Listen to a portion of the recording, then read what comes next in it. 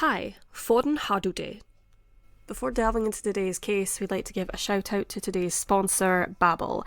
Babbel is a language learning app which provides award-winning courses in languages such as Italian, German, French, Spanish, and many more. It's one of the best language learning apps in the world, made by language learning experts and not generated by any computer or algorithm. It's been scientifically proven that you can learn a new language in just 3 weeks. You can learn words and phrases which you would use in everyday situations and conversations, which is a great help when you visit other countries, experiencing new things and learning about their cultures. Fall, or as we say in the UK, autumn is upon us, and the next school term has begun, making it the perfect time to start a new language, all cozied up from the wintry chill. Prepare for travelling or go on a vacation next summer, or just try something new by learning a new language on Babbel. Having spent much of my time studying Spanish and Italian using the Babbel app, I've decided that during this autumn I'm going to learn a new language, specifically Danish, as I plan another trip to Copenhagen this Christmas. I learned some of the basics way back a couple of years ago, but I would really love to expand my vocabulary.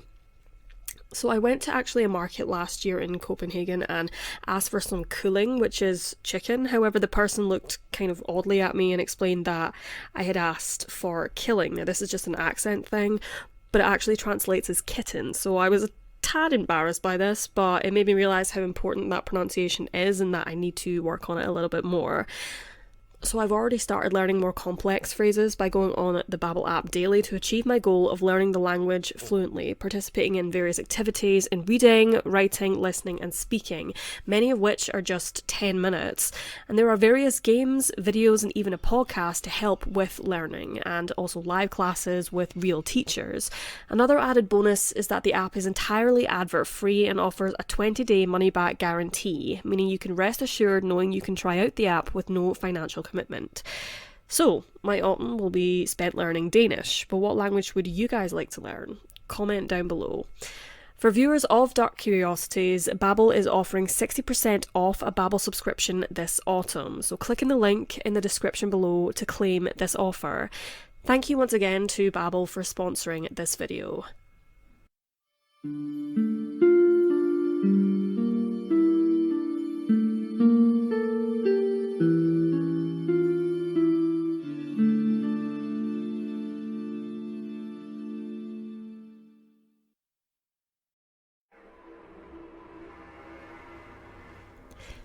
Judy, or Judith Smith, was born Judith Eldredge on December 15th, 1946 in Hyannis, Massachusetts. She was a kind, caring woman with a dedication to helping others, and she chose to pursue that love further when she became a nurse. Her training allowed her to help some of society's most vulnerable, and she continued to work on her passion even when she'd married and had 2 children of her own. But her first marriage was not a happy one, and she ended up getting divorced when her children were grown up, and Judy focused on rebuilding her life the way she wanted it to look like. Judy started working as a home care nurse and loved giving that individual care to her patients, and it was while she was looking after a man recovering from having a tumour removed from his throat that her life took a new turn. Jeffrey Smith was a lawyer from Boston, and one day when he came home to visit his father, he found Judy standing beside him, holding his IV bag up in the air by a curtain rod so it could slowly drip into her patient.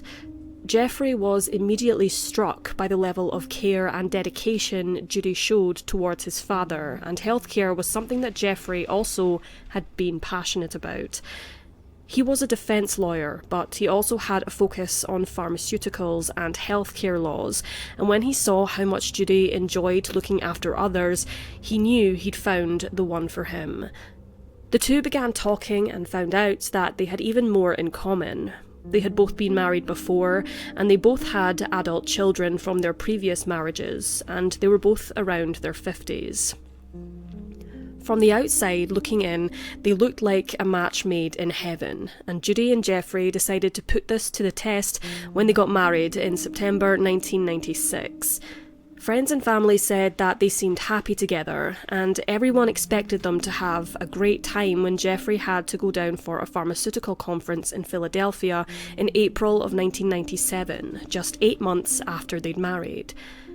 Judy had never been to Philadelphia before, so she planned to use this trip to get to see the city during the day and enjoy the evenings with her new husband. But things got a bit sticky when they got to the airport. Judy realised that she'd forgotten to bring some photo ID with her, and it was still a pretty new policy for airlines to have to verify the ID of travelling passengers, so it's entirely possible that it did just slip her mind, but Jeffrey had to make it to Philadelphia that evening. He had appointments that he had to keep, and Judy couldn't travel, so she changed her ticket to a later flight and headed home to collect her ID. Jeffrey made it to the DoubleTree Hotel, which was also where the conference was being held, and he made his appointments. Judy caught the 7:30 p.m. flight that evening, taking a cab from the airport and meeting her husband in the lobby with flowers to apologise for missing the earlier flight.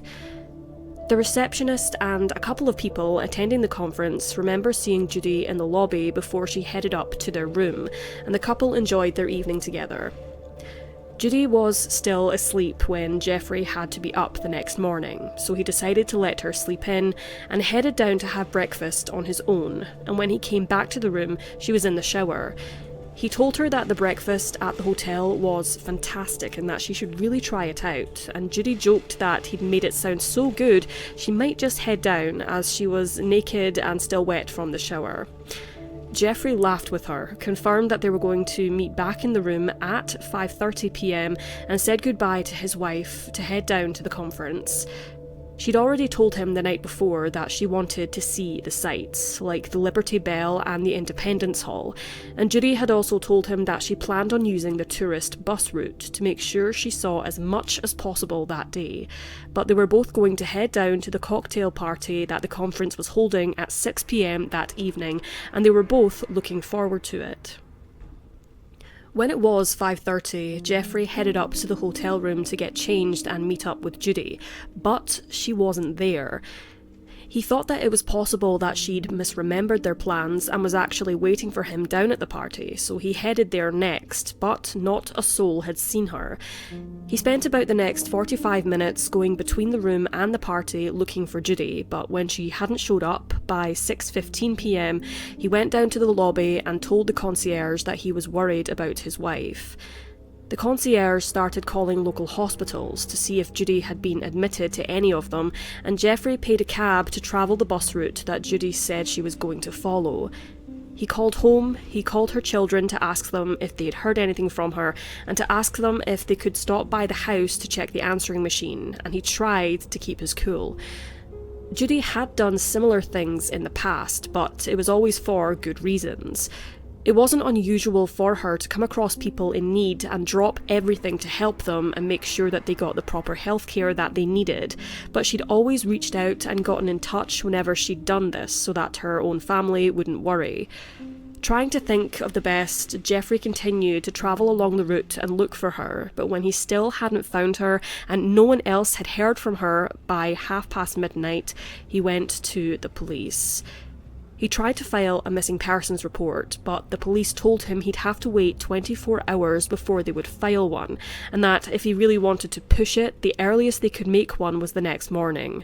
So Jeffrey subsequently went back to the hotel.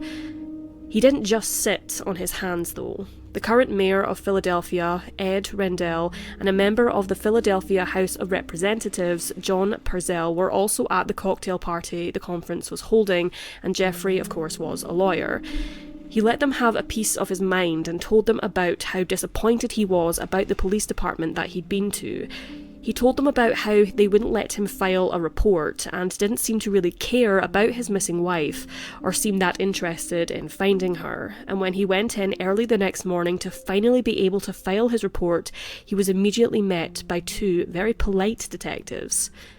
He later overheard one of them talking on the phone about how the commissioner was waiting to receive a copy of Jeffrey's missing persons report, and this brought Jeffrey a bit of hope that something was going to be done about Judy's case and that they would find her. It had been 24 hours since Jeffrey had last seen Judy, but there were sightings coming in of her from around town, and Jeffrey and Judy's family hoped that this meant they'd be able to track her down soon. However, his hopes dwindled when the police continued to question him like he was a suspect and put pressure on him to confess to what he'd done to Judy. At first, Jeffrey understood why the police would view him as a suspect and cooperated with the investigation, but when investigators wouldn't focus their energies onto other possible avenues, he began to insist that the FBI be brought in to handle the case, even going as far to refuse to take a lie detector test until the department promised that they would hand Judy's case over to the FBI. The department refused, saying that it was already clear that the FBI wouldn't get involved, and Jeffrey never took a lie detector test. Instead, he hired 2 private investigators and began faxing out missing person flyers to every hospital in the country, hoping that somebody would recognise his wife, and he and the family took to the streets. Their search was made more complicated by the repeated sightings of Judy coming in and around from Philadelphia, and some of them were more than a little disheartening. Tips came in saying that a woman who matched Judy's description was seen around town looking confused and disorientated, and the last positive identification of Judy from one of her pictures came in from a homeless man who swore that he'd slept on the bench beside Judy's the night before and the family had just missed her. A search of the area brought back nothing, but further into the investigation, the reasons for the confusing tips became more clear. A homeless woman who very closely resembled Judy was seen in the area, and her resemblance to Judy was so uncanny that Judy's own son thought that she was her when he saw her across the street. This was at least one answer to explain why Judy had been seen in multiple places at the same time, but it also took the family and investigators a step further away from actually finding her. Months later, on the 7th of September 1997, a man and his son out hunting in the woods near Asheville, North Carolina, made a gruesome discovery. They found the skeletal remains of a woman scattered around a campsite and buried, wrapped in a blue blanket inside a shallow grave. Asheville was over 600 miles away from where Judy had gone missing, so when the coroners discovered that the bones belonged to a woman between 45 and 55 years old who suffered from acute arthritis in her left knee, they didn't make the connection. They did, however, determine her cause of death to be a homicide after marks on her bones and cuts and holes in her bra looked like they've come from a knife, and she was ruled as a homicide victim. Investigators found no ID on her, but they did find a blue backpack and an expensive pair of sunglasses, a total of $167 on and around the victim, and her diamond wedding ring, so they ruled out robbery as a possible motivation. While investigators were looking for possible motives and a possible connection to a serial killer who was known to be active in the area, a physician working in an emergency room in Franklin, North Carolina, remembered seeing one of the over 9,000 flyers Jeffrey had faxed throughout the country describing Judy. The flyers contained descriptions of the dental work that Judy had done and her diagnosis of acute arthritis in her left leg, and after reading about the discovery of a woman's remains in the newspaper, the physician called it into the local police. Because of this tip, investigators reached out to Jeffrey, who was able to send back Judy's dental records, and her remains were identified. Knowing what had happened to Judy must have brought them some sense of closure, but it also opened up a whole slew of new questions. Judy hadn't told anyone that she planned on heading to North Carolina, especially when she was in Philadelphia, and had plans with Jeffrey to visit friends in New Jersey at the end of the week, and it looked like she'd been dressed for a hike, as her bones were still dressed in thermal underwear, jeans, and she was also wearing hiking boots. Investigators also determined that she was too far into the wilderness to have been carried there by someone else, and she'd more than likely made her own way there before meeting with foul play. Her discovery did also finally rule Jeffrey out as a suspect, as he was determined to be too unhealthy to have made the trip out where her remains were found, and too unhealthy to have carried her body out there. So, who killed Judy and why? Interviews with the locals only confirmed that Judy seemed to be there of her own will. A shop owner recalled talking to a, quote, Judy from Boston, and another local remembered her talking about her husband who was a lawyer, but no one saw if she was with anyone else or recalled her telling them why she was out there. Some friends would later come forward to say that she'd probably just needed some time away from Jeffrey, but family members claimed that Judy and Jeffrey had been happy, and Judy wouldn't have left without telling him where she was going. What she was actually doing in the countryside and who possibly killed her remain questions that investigators and family are still searching for answers for, but unfortunately, the number of people looking for them are dwindling. Jeffrey died in 2005 and was followed by one of Judy's sons, and to this day her case remains unsolved.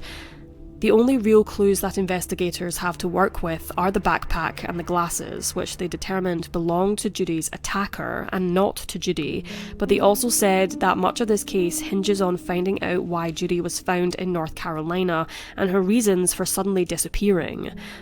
Unable to ask Judy herself or to find anyone with any concrete theories for why she'd leave her friends and family without an explanation, it looks like Judy's case will stay cold for a long time to come.